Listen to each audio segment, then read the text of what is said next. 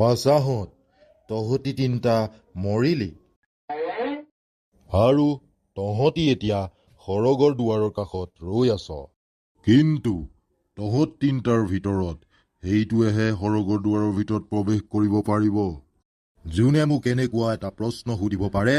যাৰ উত্তৰ ময়ো নোৱাৰো পৃথিৱীত প্ৰত্যেক ছেকেণ্ডত কিমান ল'ৰা ছোৱালী জন্ম হয় 980 কৰোৰ হে মনুষ্য তইতো পৃথিৱীত থকালৈকে এটা চাইণ্টিষ্টেই আছিলি তইনো মোক এই প্ৰশ্নটো সুধিব লাগেনে বাৰু কেনেকে পাৰিলে বে উত্তৰটো